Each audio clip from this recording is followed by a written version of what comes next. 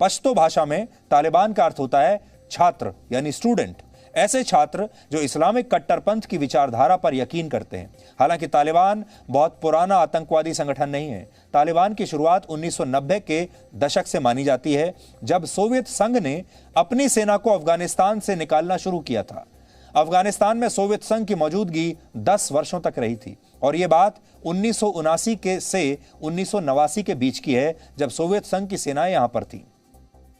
1979 में सोवियत संघ की मदद से अफगानिस्तान में तख्ता पलट के बाद कम्युनिस्ट सरकार का गठन हुआ था और अफगानिस्तान पूरी तरह सोवियत संघ के नियंत्रण में चला गया था। और यह वही समय है जब अफगानिस्तान में सोवियत संघ के खिलाफ मुजाहिदीन गुट और नेता मजबूत होने लगे थे। सोवियत संघ के खिलाफ इस फोर्स को तैयार किया गया और इन अलग अलग गुटों को सोवियत संघ से लड़ने के लिए आप सोचिए कौन समर्थन दे रहा था, कौन ट्रेनिंग दे रहा था।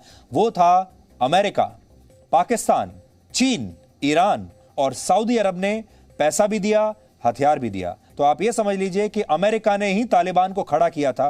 पहले इन्हें पैसा दिया, इन्हें हथियार दिए, ट्रेनिंग दी और इनसे कहा कि आप सोवियत संघ से लड़ो, क्योंकि तब अमेरिका और सोवियत संघ के बीच कोल्ड वॉर चल रहा था।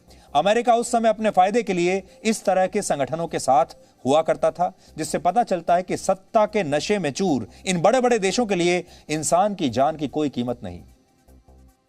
जिस तालिबान को अमेरिका ने खुद पाल पोस कर बड़ा किया, फिर उससे लड़ाई की और आज फिर उससे एक बार फिर से हाथ मिला लिया।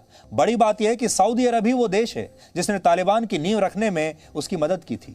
1990 के दशक में जब अफगानिस्तान में पश्तून आंदोलन चरम पर था, तब सऊदी अरब की तरफ से तालिबान को भरपूर समर्थन मिला और इस पूरे आंदोलन को समर्थन मिला। इस आंदोलन का मकसद था लोगों को इस्लामिक मदरसों में भेजना और सुन्नी इस्लाम की कट्टर मान्यताओं का प्रचार करना। इन मदरसों में लोगों की पढ़ाई का खर्च सऊदी अरब उठाया करता था और ऐसा माना जाता है कि उत्तरी पाकिस्तान के मदरसों से तालिबान का विचार पहली बार निकला और फिर अफगानिस्तान में इसका विस्तार हुआ। यानी तालिबान की जन्मभूमि असल में पाकिस्तान है, जन्म पाकिस्तान में हुआ है और पैसा आया है अमेरिका और सऊदी अरब जैसे देशों से।